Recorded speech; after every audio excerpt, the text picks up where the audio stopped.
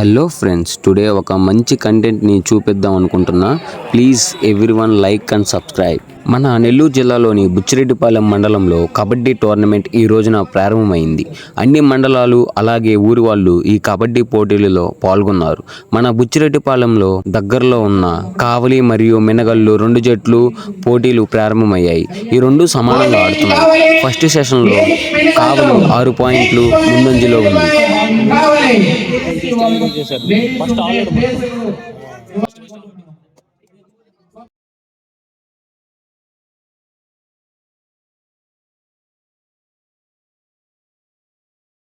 ఇలాంటి క్రీడలను నిర్వహించడానికి మన నెల్లూరు జిల్లాలో ఉన్న ఎంతోమంది స్పాన్సర్స్ ముందుకొచ్చారు. వాళ్ళకి చిన్న సత్కారం చేసి తర్వాత మ్యాచ్ని స్టార్ట్ చేశారు.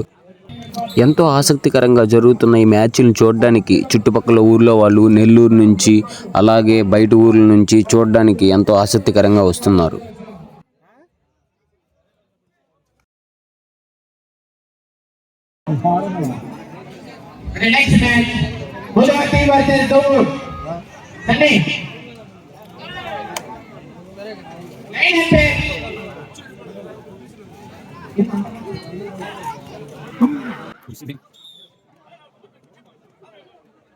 కానీ ఆ సమయంలో తర్వాత బాగా కంబ్యాక్ ఇచ్చారు.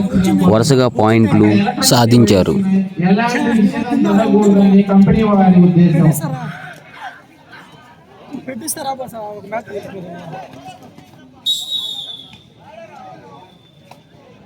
గత 15 సీనియర్ కబడ్డీ క్రీడాకారుడు నెల్లూరు జిల్లాలో తెలియని వ్యక్తి కాదు. శ్రీను గారికి మనస్ఫూర్తిగా అభినందనలు తెలుపుకుంటున్నాం.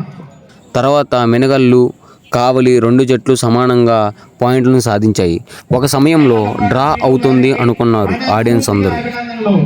నేషనల్ గోల్డ్ మెడల్ సాధించిన వ్యక్తి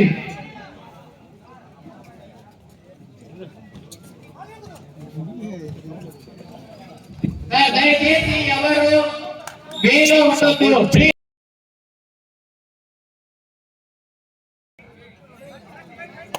next match Mudavarthi versus Gohur. This is the second call. దయచేసి మ్యాచ్ అయిపోయిన 2 నిమిషాల్లో కోర్టులో ఉండాలి.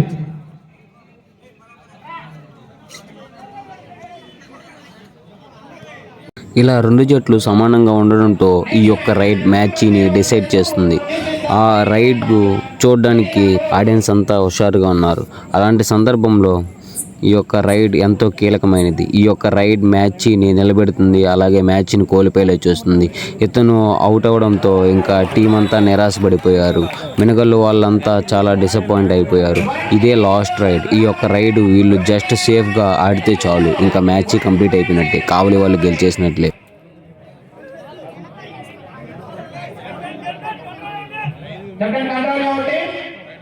కావలి టీం 1 పాయింట్ తేడాతో గెలిచింది. ఇలా మన బుచ్చిరెడ్డిపాలెంలో 2 రోజులుగా మ్యాచ్లు జరుగుతున్నాయి.